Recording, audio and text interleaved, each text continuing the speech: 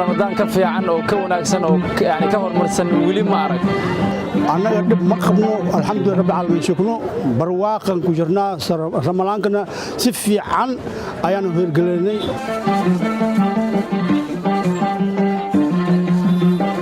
بدن baa u dhaxeeya Ramadaanka hore iyo Ramadaankan wax la soo qaada kara ma ahan waxa hadda fiican sida dadweynuhu ku ciidaayo wadooyinka waa la mari laayahay si ay u dukaameysahayaan oo wax u iibsahayaan farqi weyn baa u dhaxeeya u diyaar garowga ciidan hadda ina soo haysa iyo ciidii hore soonka Ramadaanka oo hadda aan ku jirno ina qabooban yahay oo si fiican u wanaagsan yahay nabadgelyadiisa iyo ammaankiisna hadda dhibaato weyn oo hadda uu aan ku aragnay aan jirin Ramadaankan waa Ramadaan loo riyaaqo oo lagu abshiristay ganacsigana aad iyo aad ayuu noogu socdaabo waa mid tayo leh markii ka dambeeyay wax la inuu kordho mooyee wax ma uu nusqaamoyo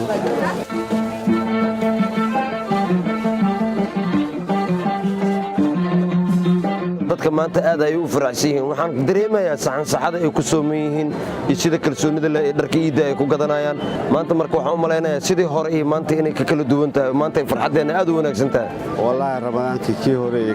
kana aad yani u fiican xagga nabadgelyo ahaan hadda kana fiican dhaqdhaqaaqa iyo ganacsiga kana fiican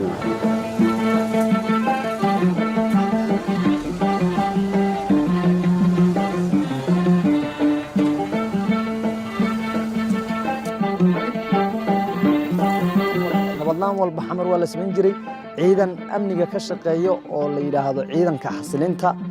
amniga oo inta Ramadaanta lagu guda jiray marka dabcan lama celin karo wixii Ilaahay qoray laakiin dabcan ammaanka magaalada Muqdisho Ramadaantan iyo Ramadaantii hore farqi weyn baa u dhaxeeya baan isleeyahay Ramadaankan wax ku duwan yahay kii hore dhibaa kullu kulungnay meel kasta meeshii aan maraynay dhibaatadii aan ku mari jirnay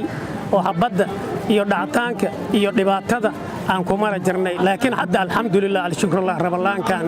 wixii dhib meel kala kulmayna waa iska jirtaa laakiin hadda alxamdulillah waa laga roon yahay dhibaatadii hore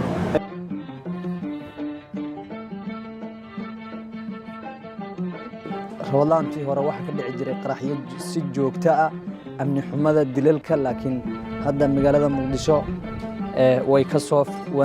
wanaagsanaanaysaa oo dabcan dilalkii hadda ma hayno qarax way dhaceen dilal way dhaceen laakiin sidii hore ma aysan ahayn alxamdulillah ilaahay mahdiis wax koon baa dhacay waxaan ilaahay ku mahadcelinaa in raxmadan uu nasiy in ilaahay noo siiyay ka baryanaa soonka hore xukuumad kala jirtay isbedel weyn dhacay sanadkan xukuumad cusub ay imaatay taadkadii hore iyo istiraatiijiyadii iyo wax laga bedelay amnikan ka aslan